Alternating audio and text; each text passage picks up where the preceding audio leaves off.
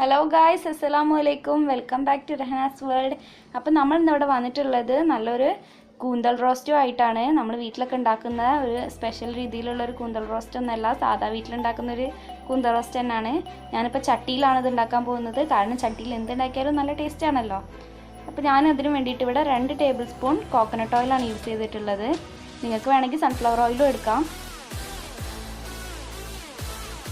നമ്മളിവിടെ ചട്ടിയൊക്കെ നന്നായി ചൂടായി വന്നിട്ടുണ്ട്. അപ്പോൾ എണ്ണ ഒന്ന് ചൂടാവാൻ കാത്തുന്നതായിരുന്നു. എണ്ണ അവിടെ ചൂടായി വന്നിട്ടുണ്ട്. അതിലേക്ക് ഞാനൊരു 2 മീഡിയം സൈസിലുള്ളൊരു 2 പച്ചമുളകും കുറച്ച് കറിവേപ്പിൻ്റെ ഇലയും കൂടെ ഇട്ടിട്ട് ഒന്ന് വഴറ്റിയെടുക്കുന്നുണ്ട്.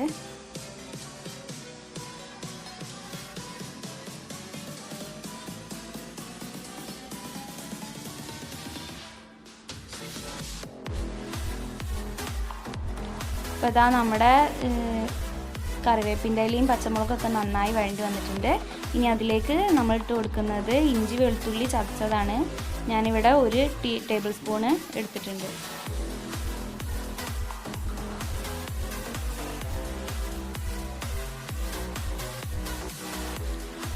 ഇപ്പം നല്ലോണം അതിൻ്റെ പച്ചമണമൊക്കെ മാറി നല്ലൊരു മൂപ്പിച്ചെടുത്തിട്ടുള്ളൊരു മണം വരുന്നുണ്ട്. ഇനിയാണ് ഞാൻ അതിലേക്ക് ഉള്ളി ചേർത്ത് കൊടുക്കാൻ പോകുന്നത്. ഞാനിവിടെ 2 മീഡിയം സൈസിലുള്ള ഉള്ളിയാണ് എടുത്തിട്ടുള്ളത്.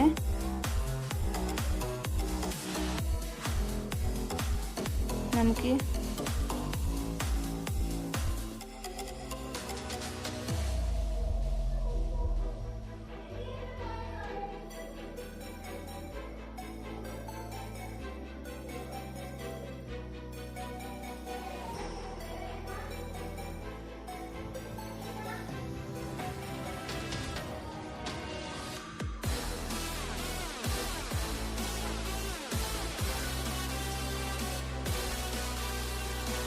ഇനി നമ്മൾ അതിലേക്ക് ഒരു നുള്ള് അല്ലെങ്കിൽ ആവശ്യത്തിനുള്ള ഉപ്പിട്ട് കൊടുക്കുന്നുണ്ട്. ഉള്ളി ഒന്ന് വഴറ്റിയതിന് ശേഷമാണ് ഞാനിവിടെ ഉപ്പിട്ട് കൊടുത്തിട്ടുള്ളത്.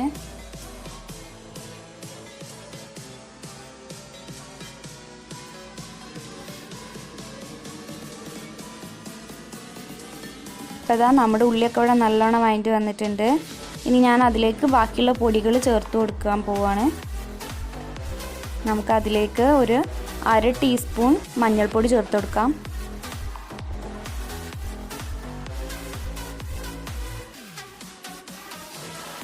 ഇനി നമുക്കതിലേക്ക് 1 ടേബിൾ സ്പൂൺ മുളക് പൊടി ചേർത്ത് കൊടുക്കാം. ഞാൻ ഇവിടെ സാധാ മുളക് പൊടിയാണ് എടുത്തിട്ടുള്ളത്. എൻ്റെ കയ്യിൽ കാശ്മീരി ചില്ലി ഇല്ലായിരുന്നു, അതുകൊണ്ട് സാധാ മുളക് പൊടിയാണ് എടുത്തിട്ടുള്ളൂ. ഇനി ഞാൻ അതിലേക്ക് ചേർത്ത് കൊടുക്കുന്നത് 1 ടേബിൾ സ്പൂൺ മല്ലിപ്പൊടിയാണ്.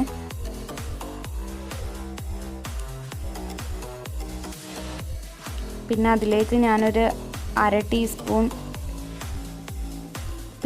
പെരുജീരകം പൊടിച്ചതും കൂടി ചേർത്ത് കൊടുക്കുന്നുണ്ട്. ഇനി നമുക്കതൊക്കെ ഒന്ന് നന്നായി വഴറ്റിയെടുക്കാം.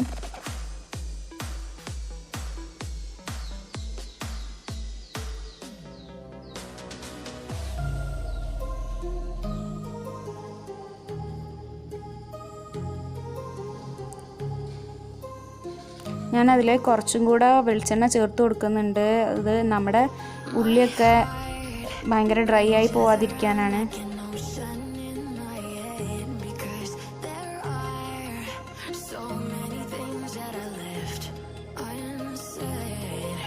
ഇപ്പം നമ്മുടെ ഉള്ളിയൊക്കെ ഇവിടെ നന്നായി വഴണ്ടി വന്നിട്ടുണ്ട്. ഇനി അതിലേക്ക് ഞാനിവിടെ ഒരു 2 ചെറിയ തക്കാളി അരിഞ്ഞു വെച്ചത് ചേർത്തിട്ട് നന്നായി മിക്സ് ചെയ്ത് കൊടുക്കുന്നുണ്ട്.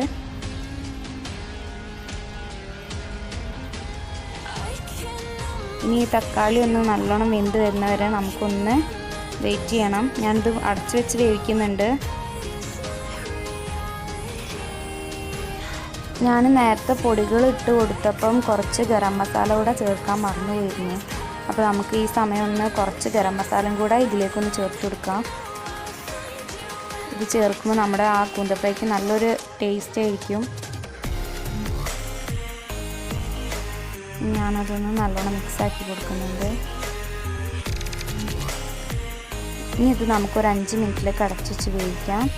അപ്പോൾ ഇതാ നമ്മുടെ ഉള്ളിയും തക്കാളിയും ഒക്കെ ഒന്ന് റെഡിയായി വന്നിട്ടുണ്ട്. ഇതിലേക്ക് ഞാൻ കൂന്ത വേവിച്ചെടുത്ത വെള്ളത്തിൽ നിന്ന് കുറച്ച് ഒഴിച്ചു കൊടുക്കുകയാണ്. കൂന്തൽ ഞാൻ വേറെ ഉപ്പും മഞ്ഞൾപ്പൊടിയൊക്കെ ഇട്ടൊന്ന് വേവിച്ചെടുത്തതാണ്.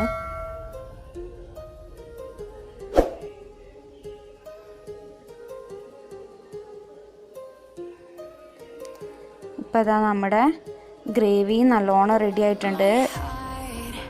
ഉള്ളിയും തക്കാളിയും ഒക്കെ നല്ലോണം വഴണ്ടി വന്നിട്ടുണ്ട്, വെന്ത് വന്നിട്ടുണ്ട്.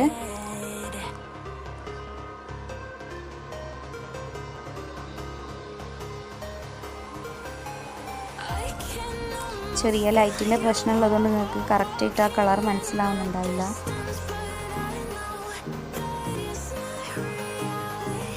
ഇനി അതിലേക്ക് നമ്മുടെ മെയിൻ ഇൻഗ്രീഡിയൻ്റ് ആയിട്ടുള്ള കൂന്തൽ ചേർത്ത് കൊടുക്കാം. ഞാനിവിടെ 280 ഗ്രാമാണ് എടുത്തിട്ടുള്ളത്. ഞാനത് ഉപ്പ്, മഞ്ഞൾപ്പൊടി, മുളക് പൊടി ഇട്ടിട്ടൊന്ന് കുക്കറിൽ വേവിച്ചെടുത്തതാണ്.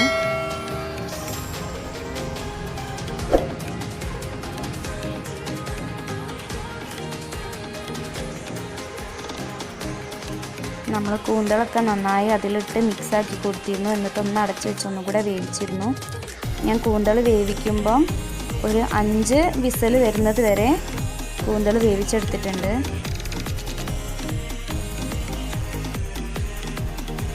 അപ്പം നമ്മുടെ കൂന്തൽ റോസ്റ്റ് ഇവിടെ റെഡി ആയിട്ടുണ്ട്. നല്ല ടേസ്റ്റിയാണ്, നല്ല എളുപ്പമാണ് ഇത് ഉണ്ടാക്കാൻ. നിങ്ങളെല്ലാവരും വീട്ടിൽ തീർച്ചയായും ട്രൈ ചെയ്ത് നോക്കണം. നല്ല ടേസ്റ്റി ആയിട്ടുള്ളതാണ്.